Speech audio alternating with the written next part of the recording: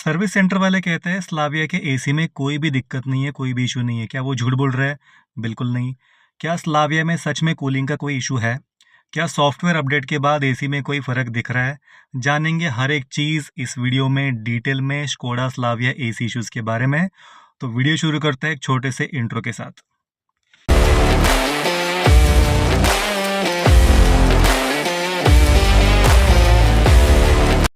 ये वीडियो खास उनके लिए है जो स्कोडा स्लाविया या फिर VW वर्टस ओन करते हैं। स्लाविया और वर्टस ने एसी को लेके काफ़ी सारे कंप्लेंट्स रेज किए हैं अलग अलग प्लेटफॉर्म्स पे। तो आज हम डिटेल में डिस्कस करने वाले हैं स्कोडा स्लाविया के एसी इशू को। वीडियो में आगे बढ़ने से पहले अगर आपने अब तक चैनल को सब्सक्राइब नहीं किया, प्लीज़ चैनल को सब्सक्राइब कीजिएगा। ये आपके लिए बिल्कुल फ्री है, लेकिन मुझे इसके लिए लिटरली ये आप पसीना देख रहे हो, ये खून पसीने की मेहनत करनी पड़ती है आपके लिए कंटेंट बनाने के लिए। तो इसके लिए एक सब्सक्राइब और एक लाइक तो बनता ही है। तो आगे बढ़ते हैं वीडियो में। तो जैसे कि मैंने कहा कि स्कोडा स्लाविया और VW वर्टस के ओनर काफ़ी रिलेट करेंगे इस वीडियो से। एसी को लेके काफ़ी सारी दिक्कतों का उनको सामना करना पड़ता है डेली बेसिस पे। तो सबसे पहले डिस्कस करेंगे क्या सच में ये इशू है। इसको लेके काफ़ी सारी कहानियाँ हैं, कुछ हद तक कहानियाँ सही भी है और कई केसेस में ऐसे ही अफ़वाह फैल चुकी है कि इसमें ये इशू है, वो इशू है। तो हम हर एक चीज़ को डिटेल में कवर करेंगे इसमें। तो सबसे पहले ये जो एक्चुअल प्रॉब्लम है, ये एसी को लेके है या केबिन कूलिंग को लेके, दोनों अलग एस्पेक्ट है, इसको हमको समझना पड़ेगा। तो सबसे पहले जब आप शोरूम को गाड़ी लेके जाते हो, तो शोरूम वाले आपको कहते हैं कि एसी के चिलिंग में कोई भी इशू नहीं है, एसी के कूलिंग में कोई प्रॉब्लम नहीं है। कंप्रेसर ठीक है, ट्यूनिंग ठीक है, सब कुछ ठीक है। और आजकल बहुत से लोग इसको रैपिड से भी कंपेयर कर रहे हैं कि रैपिड का कूलिंग इससे अच्छा था। तो हम दोनों पॉइंट इसमें डिस्कस करेंगे। तो सबसे पहले चीज़, क्या शोरूम वाले झूठ बोल रहे हैं? बहुत सारे केसेस में शोरूम वाले आपको मीटर से आपको दिखाते हैं कि एसी का कूलिंग जो है बराबर से हो रहा है। जितने पे टेम्परेचर सेट है, उतना ही वेंट्स का भी टेम्परेचर वो दिखाते हैं कि एक्चुअली उतना ही आपको टेम्परेचर कूलिंग दिखाता है मीटर में भी। अगर आपको एसी आपने सेट किया है 23 पे 22 पे, तो मीटर पे ही 22-23 आपको मोटा-मोटा उतना ही टेम्परेचर दिखाता है। और ये कंक्लूड किया जाता है कि एसी के कूलिंग में कोई भी इशू नहीं है। तो क्या ये मीटर्स गलत है? क्या ये मीटर्स टेम्पर्ड है? बिल्कुल नहीं, मीटर बिल्कुल सही रीडिंग दे रहा है। तो क्या शोरूम वाले आपको गलत कंक्लूजन दे रहे हैं, गलत चीज़ बता रहे हैं? वैसा भी नहीं है, शोरूम वाले भी अपनी जगह पे सही है, क्योंकि आपने जो इशू उनको हाईलाइट किया, वो उसी इशू को चेक करके उसका आपको सॉल्यूशन दे रहे हैं, उसका आपको कंक्लूजन दे रहे हैं।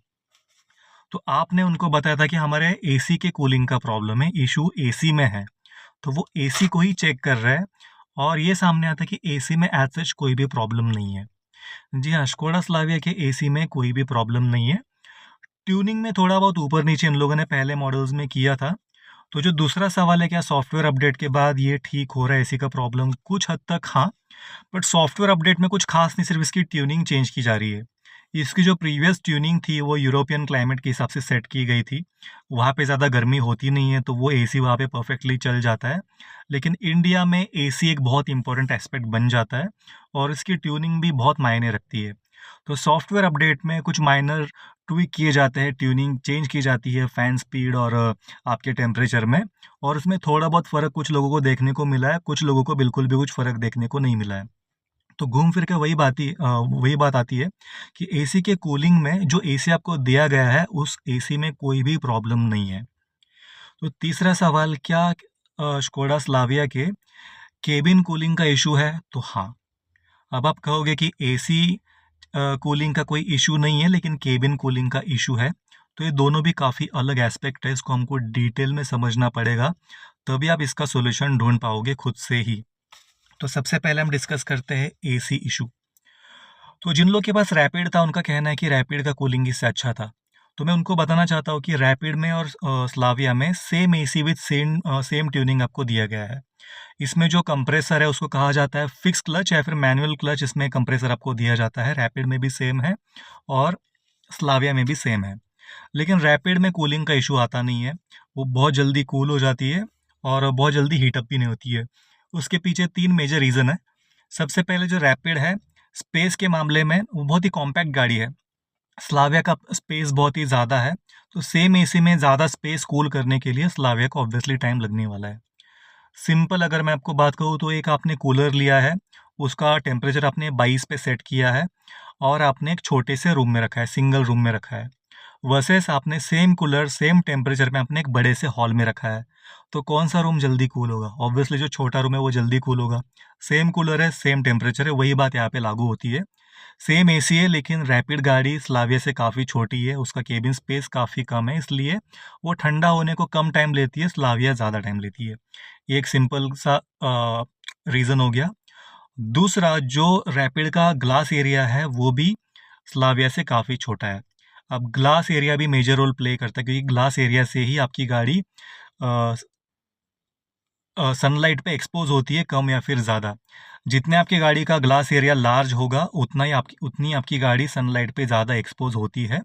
रैपिड में ग्लास एरिया स्लाविया से काफ़ी कम है, चाहे वो विंडशील्ड हो या फिर आपका जो रियर विंडो है वो हो, साइड ग्लासेस हो, तो हर एक इसमें ग्लास एरिया रैपिड का स्लाविया से काफ़ी छोटा है। और तीसरा और सबसे मेजर एस्पेक्ट, जो कि मैंने डैशबोर्ड रैटलिंग वाले वीडियो में भी कहा था, कि चॉइस ऑफ मटेरियल जो यूज़ किए गए हैं वो भी काफ़ी हद तक डिपेंड करते हैं कि आपकी गाड़ी कितना कूल या फिर कितना हीटेड रहती है अंदर से। तो मैं फिर से आपको एक बार डैशबोर्ड दिखाना चाहूँगा, उसको आप डिटेल में देखना। तो डैशबोर्ड वाले पार्ट की तरफ बढ़ने से पहले जो हम एसी का इशू डिस्कस कर रहे थे, इसको हमने 2 पार्ट्स में स्प्लिट किया गया था। एक एसी कूलिंग इशू और दूसरा केबिन कूलिंग इशू। तो जहाँ तक एसी कूलिंग की बात है, इसमें हाँ, एक तो कंप्रेसर छोटा यूज़ किया गया है। जो रैपिड जैसी गाड़ियों में होना चाहिए था, वही कंप्रेसर उन्होंने एक बड़ी साइज़ की गाड़ी में दिया है। बट इससे क्या कूलिंग से इतना मेजर इम्पैक्ट आता है? Answer is no. क्योंकि आपने नोटिस किया होगा, जब भी आपकी गाड़ी सनलाइट पे एक्सपोज होती है तभी आपको ये कूलिंग का प्रॉब्लम आता है। जब आपकी गाड़ी कवर्ड पार्किंग में होती है या फिर आपकी गाड़ी छाँव में होती है, तब आपको एसी की दिक्कत नहीं आती है। दिक्कत आपको तभी आती है जब आपकी गाड़ी सनलाइट में हो, धूप के अंदर काफ़ी टाइम से खड़ी हो, तभी आपको एसी कूलिंग का प्रॉब्लम आता है। तो सबसे पहली चीज़, क्या एसी कूलिंग का इशू है? Answer is no.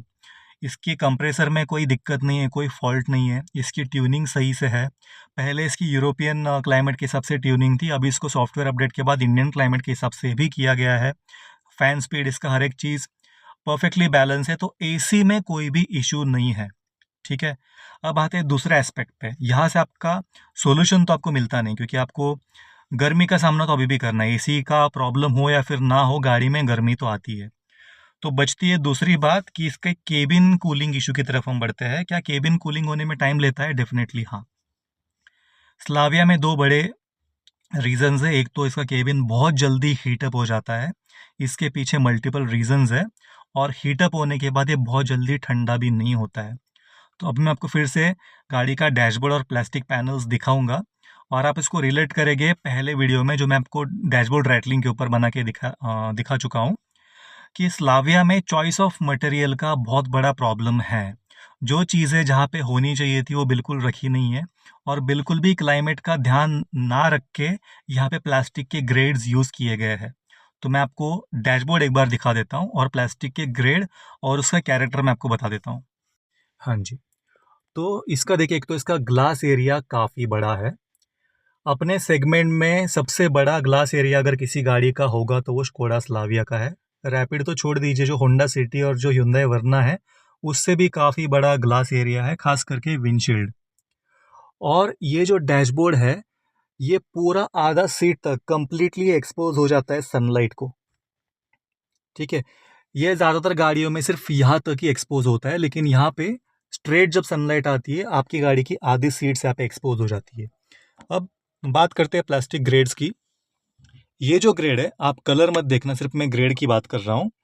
जो स्कोडा की पुरानी गाड़ियाँ थी, रैपिड, ऑक्टिविया या फिर फेबिया की भी बात करें, तो ये जो ग्रेड का प्लास्टिक है, ये यहाँ पे यूज़ किया गया था, ब्लैक या फिर ग्रे कलर में। अब ये प्लास्टिक का कैरेक्टर ऐसा है, ये जल्दी हीट एब्जॉर्ब नहीं करता है, और ये कूल भी जल्दी हो जाता है। आप अगर हाथ से छूते हो तो आपको समझ में आ जाएगा। वर्सेस ये जो डैशबोर्ड में प्लास्टिक यूज़ किया गया है, थोड़ा पतला प्लास्टिक है, और ये बहुत जल्दी गर्म हो जाता है, बहुत जल्दी हीटअप हो जाता है, और एक बार हीटअप हो जाने के बाद ये बहुत जल्दी ठंडा भी नहीं होता है। तो ये बनता है सबसे पहला रीज़न हीट को अट्रैक्ट करने का, प्लस इसको ब्लैक कलर में दिया है। यहाँ पे अगर सेम ग्रेड दूसरे कलर में देते जो कि ज़्यादा हीट अट्रैक्ट नहीं करता है, तो भी बात चल जाती।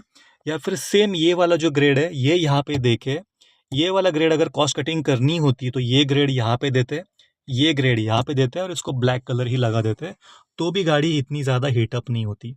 यही एक मेजर रीज़न है, रैपिड कम हीटअप होती है और स्लाविया ज़्यादा होती है, क्योंकि रैपिड में ये जगह पूरा ये वाला ग्रेड यूज़ किया गया है। ठीक है, तो सबसे पहला इसमें रीज़न, ये बड़ा ग्लास एरिया डायरेक्टली सनलाइट यहाँ तक आधी गाड़ी तक ये कवर कर लेता है, सनलाइट को एक्सपोज हो जाता है।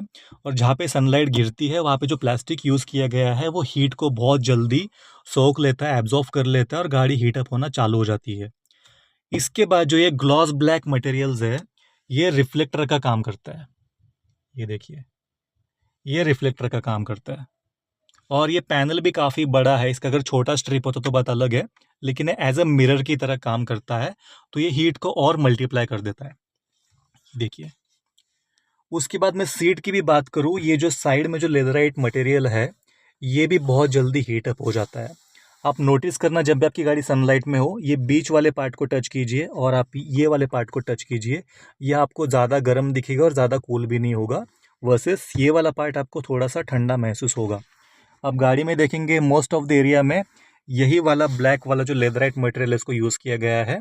और गाड़ी के most of the plastic panels में जो ये वाला ग्रेड है, जहाँ पे सनलाइट डायरेक्टली आती है, वहाँ पे ये वाला ग्रेड यूज़ किया गया है। तो चॉइस ऑफ मटेरियल अगेन यहाँ पे एक बहुत बड़ा कॉज बन के आता है, जिसके कारण गाड़ी आपकी बहुत ज़्यादा हीट हो जाती है। सबसे पहली चीज़, बड़ा ग्लास एरिया। दूसरी चीज़, गलत ग्रेड के प्लास्टिक गलत जगह पर माउंट किए गए हैं। तीसरी चीज़, जो सीट में जो लेदराइट मटेरियल है उसका कलर कॉम्बिनेशन और उसका जो कैरेक्टर है वो भी गलत कॉम्बिनेशन यहाँ पे यूज़ किया गया है। ये सब सम अप होके आपकी गाड़ी बहुत ज़्यादा, आपका केबिन हीटअप होने लगता है। तो अगर मैं इसको शॉर्ट में समराइज़ कर दूँ, तो आपका एसी तो अपना काम कर रहा है, एसी तो कूलिंग दे रहा है, लेकिन आपके केबिन में जो पार्ट्स है वो इतने ज़्यादा हीटअप हो जाते हैं और जल्दी ठंडा नहीं होते, इस कारण से आपको बहुत ज़्यादा गर्मी आपकी गाड़ी में फेस करनी पड़ती है। मैं आपको एग्जांपल दूँ तो एक छोटा सा आइस का क्यूब है, इसको आप एक नॉर्मल से प्लेट में रखोगे वर्सेस उसको आप तवे में रखोगे, तो क्या होगा? आप तवे में उसी आइस क्यूब को रखोगे तो पूरा वो गल जाएगा कुछ ही सेकेंड्स में, वर्सेस आप अगर उसको इसी प्लेट में रखोगे तो प्लेट को भी ठंडा कर देगा। तो यहाँ पे आइस क्यूब मतलब आपका एसी है। एसी अपना काम कर रहा है, ऑप्टिमम कैपेसिटी पे कर रहा है, लेकिन ये जो प्लास्टिक के पार्ट्स है, जिस ग्रेड का ये प्लास्टिक है, यकीन मानिए ये कूल होने को बहुत ज़्यादा टाइम लेता है और इमीडिएटली हीटअप हो जाता है। ना सिर्फ ये प्लास्टिक, ये लेदराइट पार्ट भी। तो ये दो चीज़ें हैं। तो इसके अगर मैं सॉल्यूशन की बात करूँ, तो इसका जो मेन कॉज है ये इसका ग्लास एरिया है और इसका जो विंड शील्ड है और जो पीछे का ग्लास है, ये यहाँ से सनलाइट बहुत ज़्यादा अंदर आती है। तो इसका सिंपल सा सॉल्यूशन, आप जितना सनलाइट से कम एक्सपोज होंगे, आपकी गाड़ी जितना कम एक्सपोज होगी, उतना आपका केबिन कम हीटअप होगा। इसीलिए जब आपकी गाड़ी आप छाँव में रखते हो तो आपको एसी का प्रॉब्लम बिल्कुल भी फेस नहीं होता है। इनफैक्ट इसमें और एक चीज़ है कि आपकी गाड़ी दिन भर छाँव में है और आप छाँव से सीधा 40-45 डिग्रीज में लेके निकलते हो एसी ऑन करके, तब आपको एसी का दिक्कत नहीं आता है।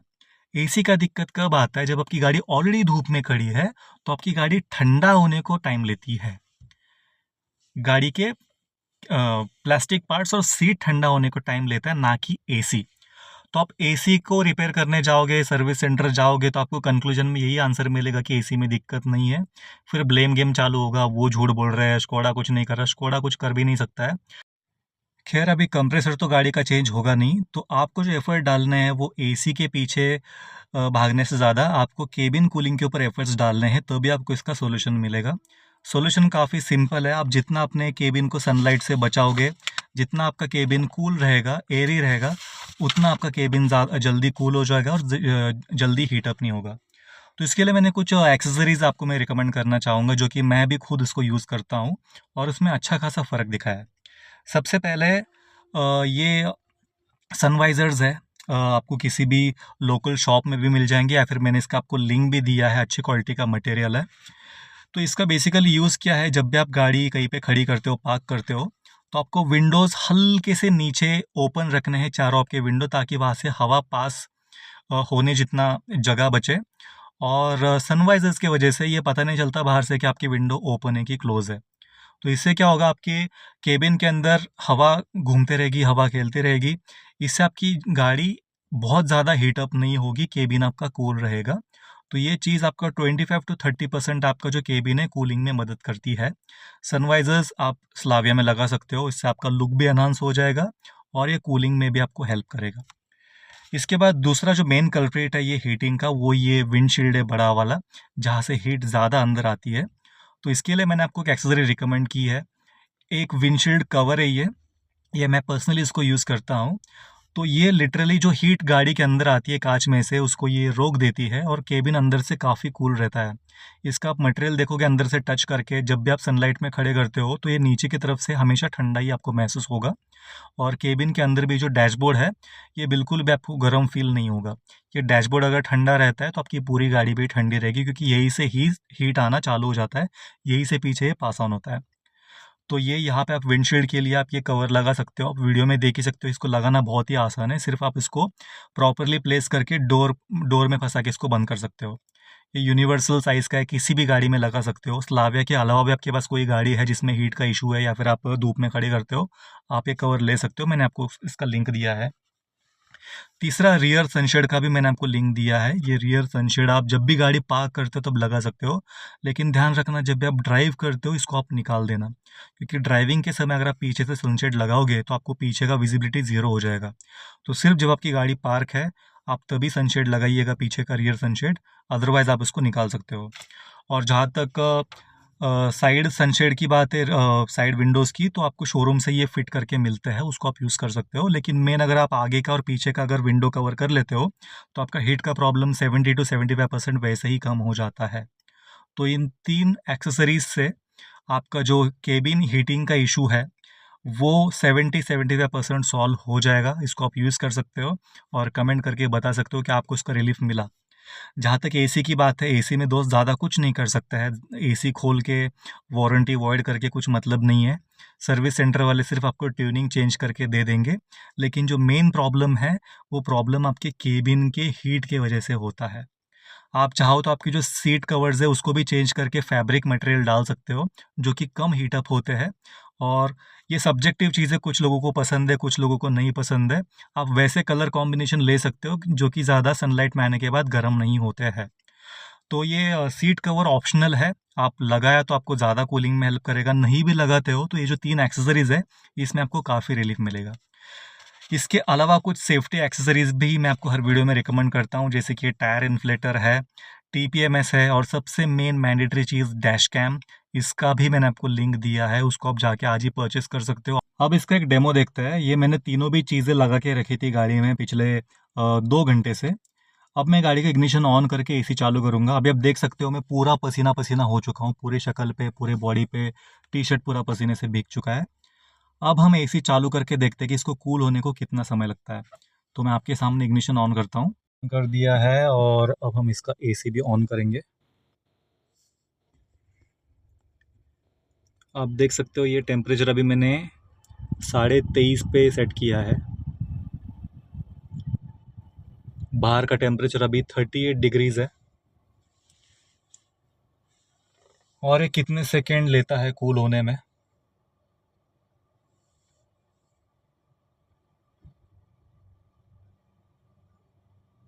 और ये केबिन ऑलमोस्ट कूल हो चुका है।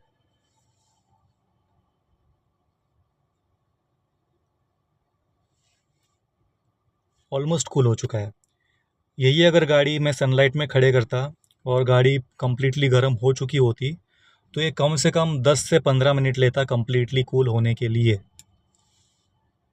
जो कि अभी बिल्कुल भी इशू नहीं है। 38 डिग्रीज़ का टेम्परेचर है बाहर और गाड़ी कूल हो चुकी है। और कूलिंग मैंने ज़्यादा इसको नीचे भी नहीं रखा, ही देखिए 23.5 पे रखा है। इसको अगर मैं 24 पे भी रखता हूँ तो भी कूलिंग अच्छी खासी हो रही है, इसमें कोई भी दिक्कत अभी नहीं है।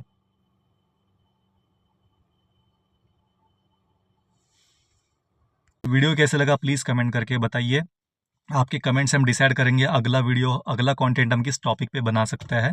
तो प्लीज़ कमेंट करके बताइए। मिलता हूँ अगले वीडियो में, तब तक अगर आप ड्राइव करते हो तो सीट बेल्ट पहने बिना बिल्कुल भी ड्राइव मत करना। डैश कैम लगाए बिना बिल्कुल भी ड्राइव मत करना। अगर आप टू व्हीलर चलाते हो तो हेलमेट पहने बिना बिल्कुल भी टू व्हीलर मत चलाना। मिलता हूँ अगले वीडियो में, तब तक के लिए बाय बाय।